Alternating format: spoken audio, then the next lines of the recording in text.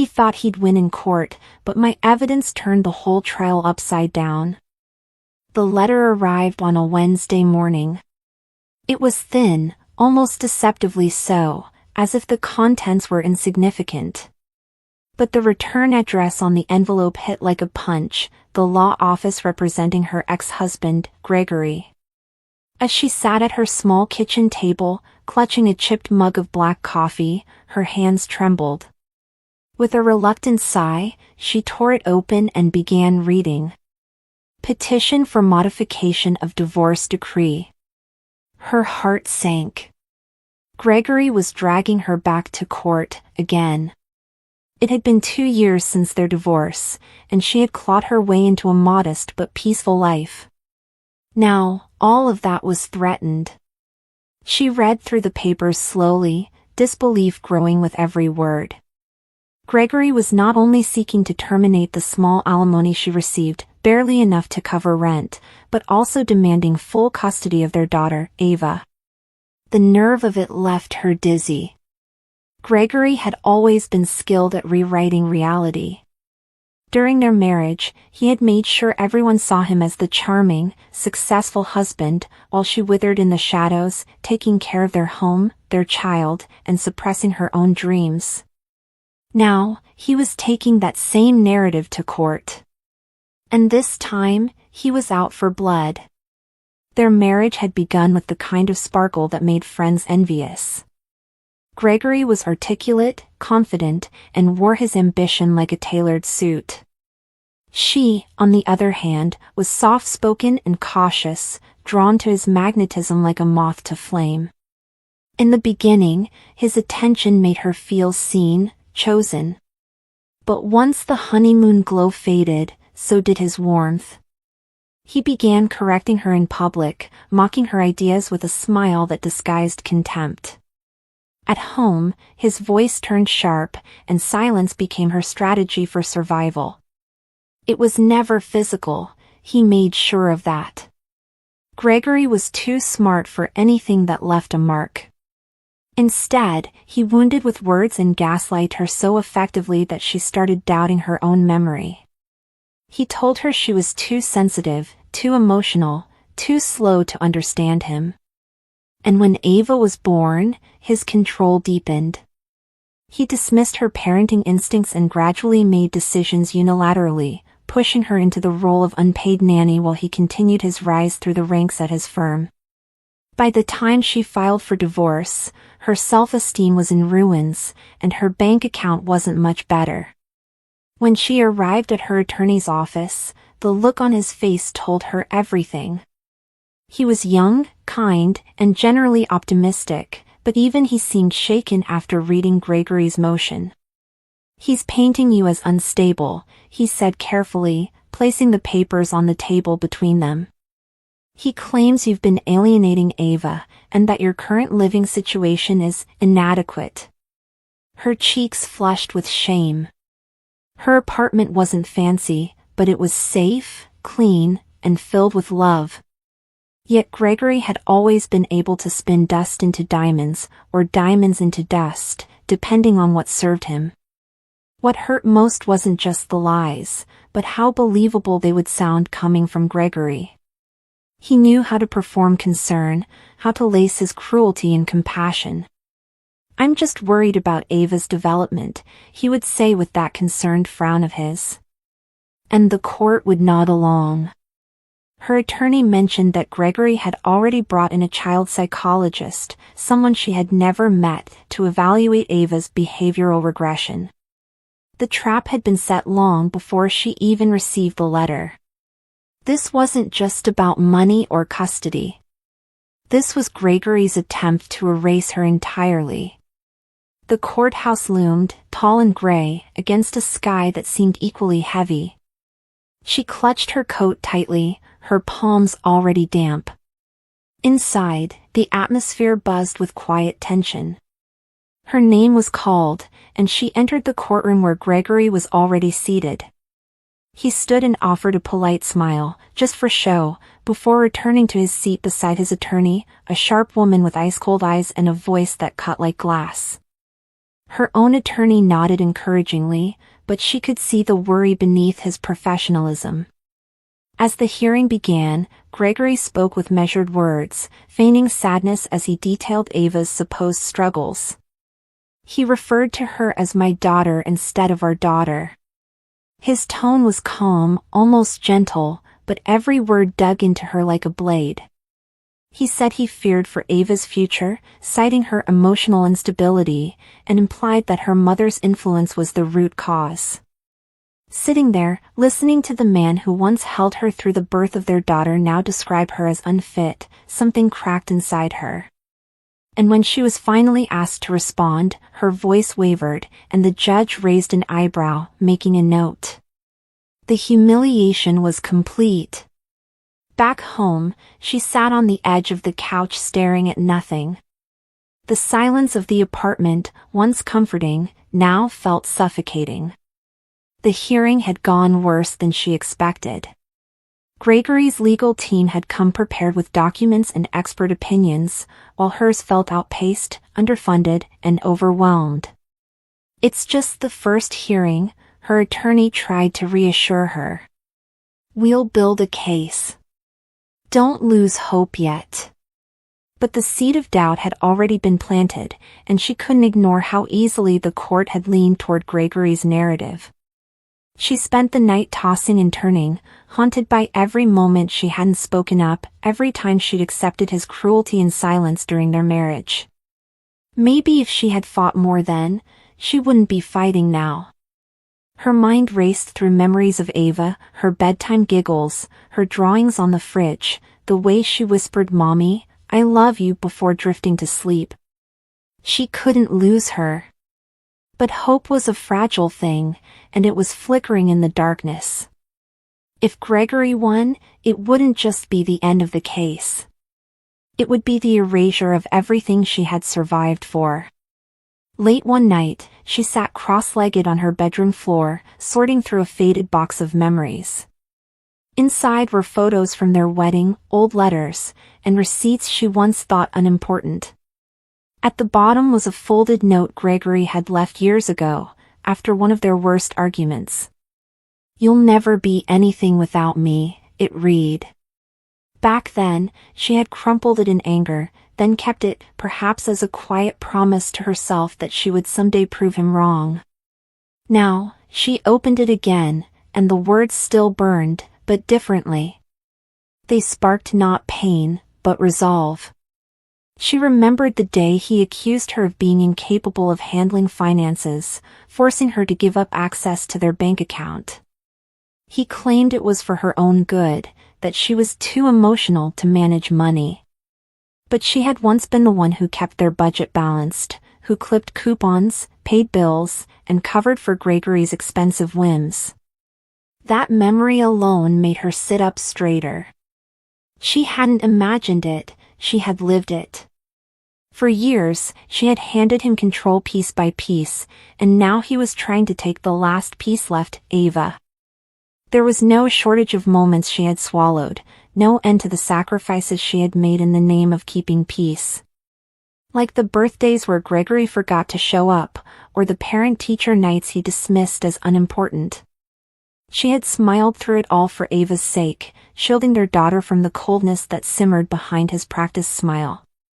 Her suffering had never looked dramatic enough to be called abuse, and that was the danger, how invisible it all seemed. But inside, she had withered, every unspoken insult becoming a brick on her chest. She remembered once, years ago, waking up to find he'd booked a solo weekend trip without even telling her. She was left scrambling with Ava, who had a high fever that weekend.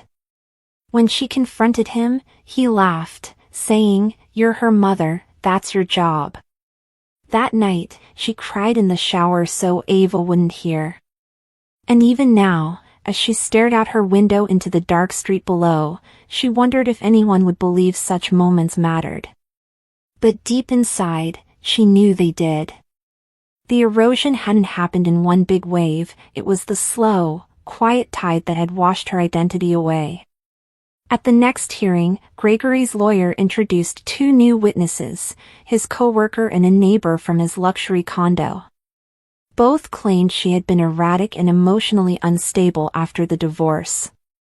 The coworker swore Gregory had to leave work often to handle crises caused by her unpredictability. The neighbor insisted she had once seen her yelling on the phone in the parking lot. Never mind that the call had been with a medical billing office that had mischarged her for Ava's clinic visit.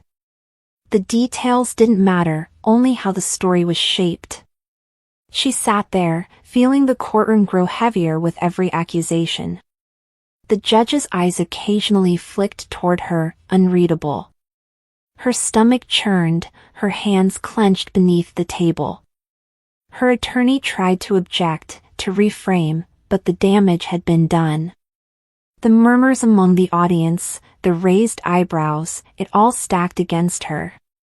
And when Gregory leaned over to whisper smugly to his lawyer, her blood ran cold.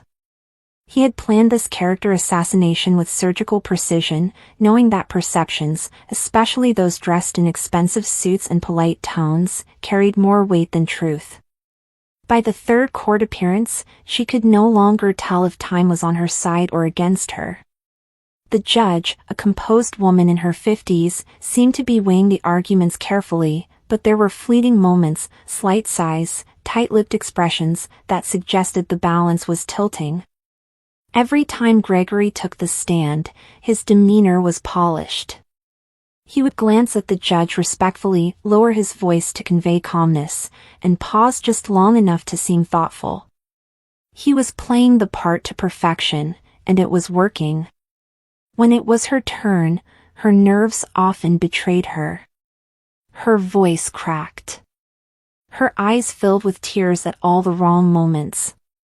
Once, she forgot a key date and was met with a long silence from the judge. Her attorney had warned her, emotions were valid, but in court, control was power. She left that day with a crushing sense of defeat. Gregory had spent years manipulating her into doubting herself.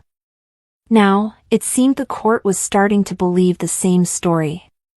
As she stood in the courthouse hallway alone, she realized he wasn't just winning the legal battle. He was erasing her. That evening, back in her apartment, she finally broke down. Ava was staying with her grandmother for the weekend, and for the first time in weeks, the silence around her was total. She collapsed to the floor in the middle of the kitchen, sobbing into her arms. The weight of humiliation, fear, and helplessness crushed her like a wave. All the strength she had tried to gather, every bit of composure she forced for the sake of the hearings, came undone. She whispered into the empty air, "What if he takes her? What if no one sees the truth?" After hours, she pulled herself to her feet and stumbled into Ava's room. The drawings still taped to the walls, the tiny shoes by the door, the bedtime books she read over and over, it all reminded her why she couldn't give up. She was tired of being quiet. Tired of letting Gregory define her worth. For the first time in years, she felt something stir in her chest. Not fear. Not sadness.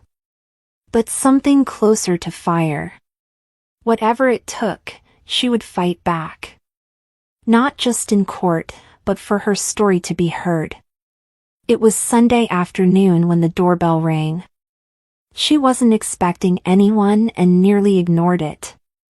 But when she opened the door, there stood a familiar figure, Maya, an old college friend she hadn't seen in years. Maya looked the same, confident, sharp, and kind-eyed. "I saw a clip online," she said softly, stepping inside. "Someone recorded part of your hearing. It's been circulating in a legal forum. I recognized you immediately." Shame flushed her cheeks, but Maya didn't judge. Instead, she reached for her hand. "I can help. I work for a family law firm now. I've seen too many women lose to men like him." They sat for hours, talking. Maya asked about everything, her marriage, the divorce, Ava. With every answer, her friend's brows furrowed further. He's built a case based on emotional manipulation. But that means there's a pattern. And if there's a pattern, there's proof somewhere. Old emails, texts, voicemails. The thought made her heart race. She hadn't touched anything from the marriage in years. The idea of reliving those moments terrified her. But Maya's voice was steady. Sometimes, we keep the most important evidence without even realizing it. Let's find it. They started in the closet, pulling out boxes she had shoved to the back after the divorce. Dust coated the lids, but inside were fragments of a life she had tried hard to forget. One box held her old laptop, slow, outdated, and cracked at the hinge. She hadn't used it since before Ava started school. With a deep breath, she plugged it in and waited as it struggled to come alive. Maya watched silently, allowing her space. As the screen finally blinked awake, a wave of old desktop icons greeted her, untouched for years. Within moments, they found folders labeled with dates. Some contained budgets, others vacation itineraries, some random photos. But then came the jackpot: email drafts, saved notes, voice memos. There were recordings of fights, written reflections she had typed and forgotten, even photos of bruises she had once convinced herself were clumsy mistakes. Her hands trembled as she opened a note dated 4 years ago. It detailed an argument where Gregory had taken her car keys and phone, locking her in the house for hours. She had written everything down that night. The proof was there, just waiting to be remembered. Maya's fingers flew across the keyboard, organizing everything. This isn't just helpful. It's powerful, she murmured. This shows control, coercion, patterns of intimidation. She attached labels, dates, timelines, and began building what she called a coercive behavior narrative. With each document, the fog that had dulled her memory began to lift. She started to see things clearly, not as isolated incidents, but as parts of a deliberate strategy Gregory had used to control her. Then came a folder marked security. She had forgotten it existed. Inside were screenshots from a shared home automation app they once used, door logs, camera history, system alerts. It showed that Gregory had remotely locked her out more than once, even when Ava was with her. "This is gold," Maya whispered. It proves his controlling behavior wasn't emotional only, it was physical and electronic too. Courts are just beginning to understand the depth of this kind of abuse. But with this, we might have a game changer. For the first time, she felt something warm pulse in her chest, possibility. Maya offered to bring the materials to her firm's lead attorney, but there was a catch. Her current lawyer, Robert, had been supportive but passive, hesitant to push harder against Gregory's aggressive legal team. He's not a bad lawyer, Maya admitted, but this case needs someone who fights differently. The dilemma weighed on her. Robert had been there from the start, and replacing him would seem ungrateful, but the stakes were too high for loyalty alone. That night, she sat at her kitchen table with both legal folders open, comparing tone, strategy, energy. The contrast was glaring. The decision came the next morning. She called Robert and explained with gratitude but firmness that she was moving to a new firm. His response was brief, a quiet sigh followed by a polite "I understand." There was no bitterness, only resignation. It hurt, but she knew she had to choose the future over comfort. Maya introduced her to Karen Sue, a senior litigator with 20 years in family law. The woman radiated calm authority and listened without interruption. When the meeting ended, Karen looked at her squarely and said, "We're not just going to respond. We're going to take back the narrative. Working with Karen and Maya reignited a fire she hadn't felt in years. Every day, they reviewed the timeline, prepared responses, and compiled evidence. But more than that, they helped her reframe the story. You weren't unstable, Karen told her. You were surviving inside a system designed to erase your voice. But now, we're going to amplify it. The words echoed inside her, louder each time. And gradually, her posture changed. Her voice steadied. She began to remember who she had been before Gregory convinced her otherwise. There were still bad days, nights where doubt returned like an old ache. But they were fewer now, easier to silence. She started journaling again, not as evidence, but for herself. She bought Ava a new storybook and made it a ritual to read aloud every evening, no matter how tired she was. The upcoming hearing loomed, but for the first time, she wasn't dreading it. This time, she had more than just hope. She had truth, support, and a growing certainty that Gregory had underestimated her resolve. The woman who had once cried in silence was gone. What remained was someone no courtroom could ignore. The day she officially stood in court with Karen by her side, the energy in the room shifted. Gregory's smugness faltered for the first time. Karen's presence was commanding, her voice calm but precise, her words sharp as glass. She didn't waste time with theatrics. She presented the court with a detailed preliminary brief that included select pieces of the evidence they had compiled. The judge took note.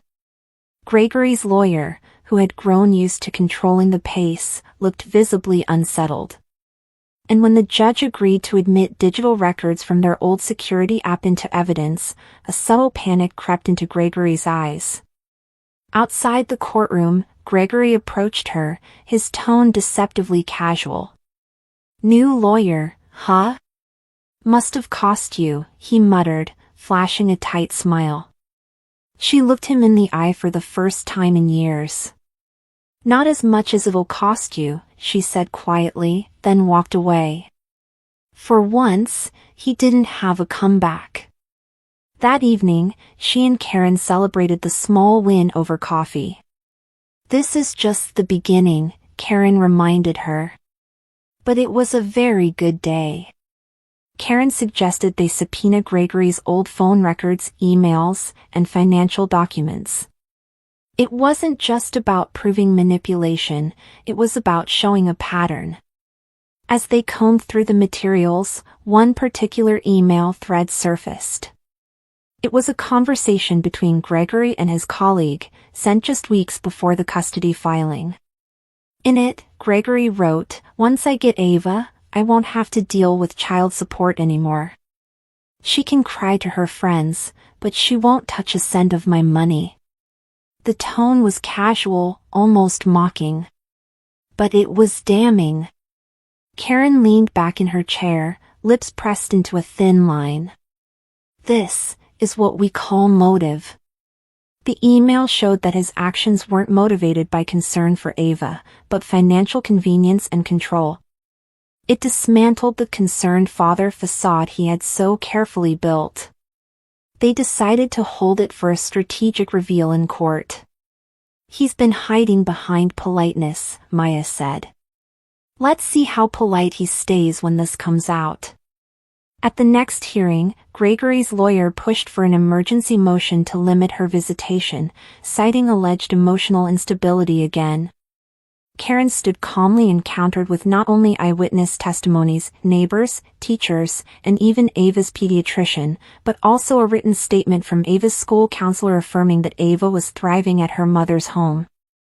The judge, reviewing the files with careful attention, frowned slightly and asked, "Why was none of this brought forward earlier?" Karen replied simply, "Because until now, my client didn't have someone willing to fight for her." Gregory visibly tensed as the judge denied the emergency motion and scheduled a full review of both households. It was the first major win, and it felt seismic. As they exited the courtroom, she exhaled for what felt like the first time in weeks.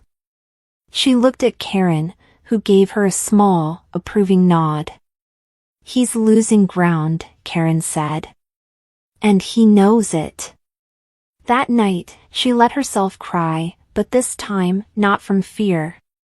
This time, it was relief. As soon as Gregory realized he was losing control, he reverted to old habits. Anonymous calls were made to her landlord about disturbances in the apartment. One afternoon, Ava's school reported a strange man asking questions about her schedule. Karen immediately filed a restraining order, which the judge approved on an emergency basis. But the fear returned like a storm, loud, chaotic, and intrusive. She double-checked every lock, installed a new camera outside the apartment, and walked Ava to school herself. Despite the tension, she refused to show weakness. She kept the restraining order documents in her purse at all times and notified the school and daycare staff. "He's trying to provoke you," Maya warned. "But you're not who you were. You're not going to break." And she didn't. Each attempt Gregory made to intimidate her only strengthened her resolve. He could rattle her nerves, but he could no longer control her story. The day the trial resumed, the courtroom was packed. Friends, legal observers, even a few strangers who had seen her story online came to watch. Gregory walked in wearing a dark blue suit, confident as ever, but his smile didn't reach his eyes. Karen began the day by submitting a request to admit new evidence, the email where Gregory described custody as a way to avoid financial obligation. The judge accepted it. Silence followed as the document was read aloud. Gregory's face shifted, subtle, but undeniable. His lawyer tried to object, but the judge shut it down. "This court takes manipulation of custody cases seriously," she said firmly. The entire tone of the trial changed. The audience, once unsure, now watched with quiet intensity. She sat straighter in her chair, hands folded in her lap. For the first time since this nightmare began, she no longer felt like she was merely surviving the storm. She was standing in it, unshaken. Karen stood and requested permission to play a short audio clip, one that had been pulled from the voice memos buried in the old laptop. It was a recording of an argument in their living room, one where Gregory's voice was sharp and unmistakable. "If you ever think about leaving, just remember, no one will believe you." The courtroom fell silent. Gregory's face froze. The judge narrowed her eyes and motioned for the audio to continue. The clip ended with the sound of her crying, faint but unmistakable. The judge turned to Karen and said, "Submit the transcript as part of the permanent record." After the playback, Gregory's lawyer whispered furiously in his ear, but he didn't respond. His posture had shifted, no longer relaxed or smug, but defensive. The audio had pierced the veil he had so carefully crafted. Karen didn't gloat. She simply laid out the timeline, the emails, the logs, each one a thread in a carefully woven tapestry of control. The judge listened, her demeanor now markedly different from the early hearings. She was no longer skeptical, she was attentive. When Gregory was called to the stand, he entered with a stiffness that betrayed his nerves. His lawyer instructed him to remain calm, but the cracks were already forming. Karen stood to cross-examine him, and her approach was quiet but relentless. She began by referencing his concern for Ava's well-being. "You stated under oath that your only motivation is your daughter's best interest, correct?" He nodded. Karen then pulled up the infamous email. "Then why, Mr. Hale, did you refer to your daughter as a financial escape plan?" Gregory hesitated, tried to spin it as sarcasm, but the damage was done. Karen continued, calmly walking him through inconsistencies in his testimonies, dates that didn't align, emergencies that were proven false, exaggerated accounts of instability that had been contradicted by professionals. As she pressed further, Gregory grew flustered. His voice rose. At one point, he snapped, "She's manipulating everyone." Karen paused, letting the outburst hang in the air. The courtroom felt frozen. "Let the record show," she said calmly, that the defendant raised his voice while under oath. The judge made a quiet note, and Gregory, realizing his misstep, fell silent. The final witness Karen called was unexpected. A woman in her late 30s, professionally dressed, took the stand. It was Melissa, Gregory's former assistant. She looked nervous but determined. "I worked closely with Mr. Hale for over 5 years," she began. "I was present when he planned the custody case. He said she wouldn't be able to fight back, not with her income. He told me, word for word, she'll fold like paper in court." The gasp in the room was audible. Gregory's face turned pale. He looked at Melissa in disbelief, his mouth slightly open. Melissa continued, explaining how Gregory had coached witnesses and created false documentation. "He used to brag about how easy it was to manipulate the narrative," she added. "He said courts would always believe the man in a suit over the woman in tears." Karen thanked her and rested her case. The judge looked stunned. Gregory's lawyer declined to cross-examine. The silence in the courtroom now was heavy, not with doubt, but with realization. For the first time, the entire courtroom saw Gregory without the mask. The judge called for a recess. She remained seated for a moment after everyone else had risen, her expression unreadable. In chambers, she reviewed the transcripts and exhibits in silence. Every claim Gregory had made now stood on shaky ground. Every attempt to discredit the mother had unraveled under scrutiny. When court resumed, her tone was different. "This court has heard compelling evidence of coercive control, misrepresentation, and intent to deceive. The allegations made against the mother are not only unsupported, they appear to be part of a calculated effort to remove her from her daughter's life." As the judge spoke, tears welled up in her eyes. Not from sadness, but from something like justice. Gregory sat stiffly, no longer confident, his gaze fixed on the floor.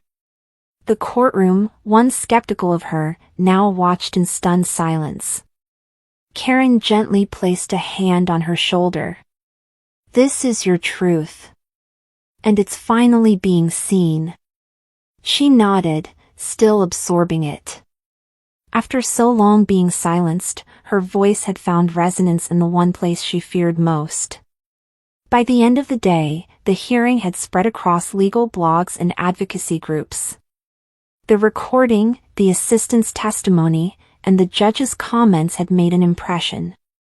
A mother, once ridiculed and dismissed, had stood tall and exposed the underbelly of a manipulative custody battle. Online forums lit up with support. People who had gone through similar experiences reached out. "Thank you for not backing down," one message read. "You gave me the courage to keep fighting." She read each one slowly, her hands shaking. It felt surreal. Outside the courthouse, a few reporters waited. She didn't speak to them, only held Ava's hand tightly as they walked to the car. Ava looked up at her and asked, "Mommy, why was everyone looking at you like that?" She paused, smiled gently, and replied, "Because they're finally listening, sweetheart." That night, as she tucked Ava into bed, she felt something deep and unshakable. She had not only reclaimed her voice, but had opened a path for others who still felt invisible. The courtroom was silent as Karen stood to deliver her closing remarks. She didn't raise her voice or dramatize her sua fala. Em vez disso, ela se concentra na verdade. This case is not just about custody, she began. It's about power. It's about a man who believed he could distort reality and silence a mother's voice with strategy and status. But the truth has spoken louder than the lies. She walked slowly across the floor, pausing before the judge. My client has not only endured. She has protected, nurtured, and sacrificed for her child, even in the darkest of circumstances. That is what real parenting looks like. When Gregory's lawyer stood, her tone was no longer assured. She spoke briefly, reiterating that her client was acting in the best interest of his daughter, but the words rang hollow. There was no conviction in her voice, only formality. Gregory didn't look up once. He kept his eyes down as if avoiding his own reflection. And when the judge signaled that the hearing was concluded and she would deliver the ruling the next morning, the energy in the room was unmistakable. The narrative had changed. Everyone knew it. The courtroom was full when the judge returned to deliver her verdict. She entered with a composed expression, her hands steady as she took her seat. After careful review of the evidence, testimonies, and overall conduct of both parties, she began, "This court has reached a decision." A long pause followed, the kind that makes time feel suspended. Primary custody will remain with the mother. The father's visitation schedule will be revised and restricted until further review. A murmur passed through the audience. Gregory's mouth parted slightly, but he said nothing. It was over. But the judge continued. This court also finds that multiple attempts were made to manipulate the legal process and misrepresent the mother's character. These actions are deeply troubling. Her voice grew firmer. As such, the court advises the State Bar to review this case and determine whether further legal or disciplinary action is warranted. That final blow landed heavier than any scream could. Gregory's world, so carefully constructed on arrogance and manipulation, was crumbling in public view. And at the center of it all stood the woman he once underestimated, unbroken. News of the ruling spread quickly. In the weeks that followed, Gregory's firm distanced itself from him, releasing a statement that cited a need for integrity and leadership. He was asked to take an indefinite leave. Rumors swirled that he had been passed over for a major promotion. At Ava's school, teachers offered quiet nods of support. Other parents, ones who had once kept their distance, began greeting her warmly. The whispers had turned to words. Silence had become solidarity. Still, she didn't celebrate his downfall. That wasn't the victory she needed. What mattered was waking up each morning knowing Ava was safe, knowing she had stood up and been heard. Life returned to its rhythm, school lunches, homework checks, bedtime stories, but everything felt different. Lighter. Stronger. She caught herself smiling more often. Not because things were perfect, but because she had faced the storm and made it through. Several months later, she sat by the window in a cozy cafe, sipping tea while Ava scribbled in a sketchbook beside her. Across from her sat Karen, now a close friend. They were talking about a new job offer she had just received, working at a nonprofit that supported women navigating family court battles. "I want to help someone like me," she said softly. Karen smiled. "You already have." She looked around the cafe, the people, the quiet warmth. It was hard to believe how far she had come. Later that week, she spoke at a local community center. Her voice no longer trembled. She told her story not as a victim, but as a woman who had reclaimed her voice. "I used to think strength meant staying silent. Now I know it means being heard. The room was quiet as she finished. A woman in the back, eyes brimming, stood and clapped. Then another. Then all of them. She stood there, not needing applause, but feeling something even better, peace. One crisp morning, a letter arrived at her door. It was from the judge. Not a formal notice, but a handwritten message. Thank you for your courage. Your case reminded me why this bench matters. She held the letter in both hands, overwhelmed by the weight of quiet validation. That afternoon, she and Ava went to the park.